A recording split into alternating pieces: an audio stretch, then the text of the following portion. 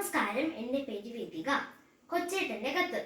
സ്നേഹമുള്ള DCL കുടുംബാംഗങ്ങളെ, കഴിഞ്ഞ ആഴ്ച സോഷ്യൽ മീഡിയയിൽ വൈറലായി ഓടിയ ഒരു വീഡിയോ കാണുവാനിടയായി. ഒരു വലിയ വീട് കോടികൾ മുടക്കി പണിതതാണെന്ന് കണ്ടാൽ മനസ്സിലാകും. വീടിനകത്തും പുറത്തും നിറയെ പോലീസുകാരും നാട്ടുകാരും. അകത്തു കയറിയിട്ട് പുറത്തിറങ്ങുന്ന എല്ലാവരും തൂവാല കൊണ്ട് മൂക്കും വായും പൊത്തിപ്പിടിച്ച് പുറത്തേക്ക് ഓടി വരുന്നു. ചിലർ ശബ്ദിക്കുന്നു. ഉത്തരേന്ത്യയിൽ മധ്യപ്രദേശിലെ ഇൻഡോറിലാണ് ഈ വീട്. എന്താണ് സംഭവം എന്ന് അറിയാമോ?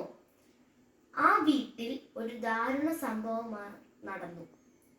വീട്ടിൽ നിന്നും കനത്ത ദുർഗന്ധം പടർന്നപ്പോൾ നാട്ടുകാരാണ് പോലീസ് സ്റ്റേഷനിൽ വിളിച്ച് പറഞ്ഞത്. പോലീസ് വന്ന് നോക്കുമ്പോൾ കണ്ടത് ഞെട്ടിക്കുന്ന കാഴ്ച.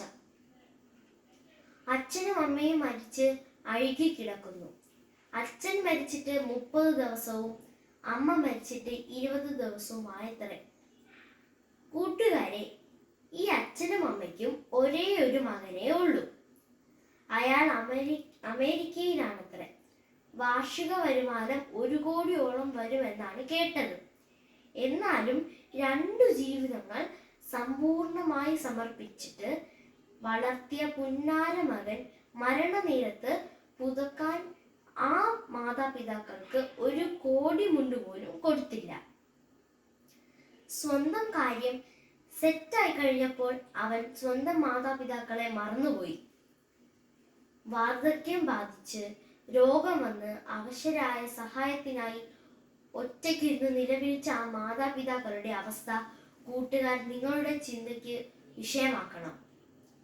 ഏക മകൻ പിറന്നു വീണ നിമിഷം മുതൽ അമിഞ്ഞ പാലും അച്ഛൻ്റെ നെഞ്ചിൻ ചൂടും വാസനാ സോപ്പുകളും സുഗന്ധ ചാമരവും തേച്ചു കുളിപ്പിച്ച് വാത്സല്യത്തേനും ചക്കരയുമ്മകളും നൽകി വളർത്തിയ ഓർമ്മകൾ അവരുടെ മിഴികളിൽ നനയിച്ചിട്ടുണ്ടാകും.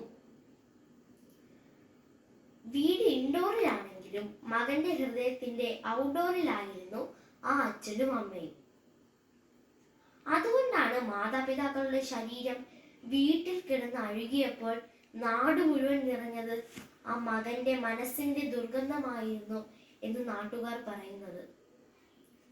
എന്തായിരിക്കും അവസാനം വരെ അവർ ഓർത്തത്?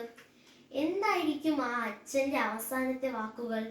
മരിച്ചു കിടക്കുന്ന ആ പാവം അച്ഛന്റെ ശരീരം പുഴുകയറിയിരിക്കുന്നത് കണ്ടുകൊണ്ട് മകനെ വിളിച്ച് കരഞ്ഞു കരഞ്ഞ് മരിച്ചു വീഴുന്ന ഒരമ്മ. ഇതെല്ലാം ഇന്ത്യയിൽ സംഭവിച്ച കാര്യങ്ങളാണ് കൂട്ടുകാരെ. നാട്ടുകാരും പോലീസും വന്നപ്പോൾ 2 പേരുടെയും ശരീരം പുഴു വന്നിരിക്കുന്നത് കണ്ടുകൊണ്ട് കണ്ണുകൊത്തി കരഞ്ഞുപോയത്രേ.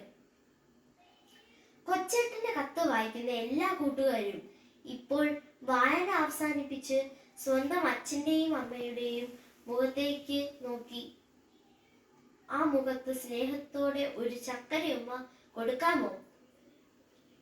ഞാൻ എവിടെയെല്ലാം പോയാലും, എത്ര വലുതായാലും, ആരായി തീർന്നാലും, എത്ര വലിയ കോടീശ്വരനായാലും എന്നെ ഞാനാക്കി എൻ്റെ അച്ഛനെയും അമ്മയെയും ഞാൻ ഒരിക്കലും മറക്കില്ല എന്ന മുഖത്ത് നോക്കി പറയാമോ? പ്രിയ കൂട്ടുകാരെ, ഈയൊരു കാലം ഉപഭോഗ സംസ്കാരത്തിന്റെ രാക്ഷസ വാഴ്ച കാലമാണ്. ഉപയോഗമില്ലാത്തതിനെ ഉപേക്ഷിച്ചു കളയാനുള്ള പ്രലോഭത്തിന് അടിമപ്പെടുന്നവരുടെ കാലമാണ്. അതുകൊണ്ടാണ് പല വീടുകളിലും എത്ര സ്നേഹിച്ച് വളർത്തിയ മക്കൾ ആണെങ്കിലും മക്കൾ വലുതായി കഴിയുമ്പോൾ മാതാപിതാക്കളെ കൊണ്ട് ഇനി ഉപയോഗമില്ല എന്ന് തോന്നുന്നത്. നല്ല മക്കൾ മാതാപിതാക്കളെ മറക്കില്ല.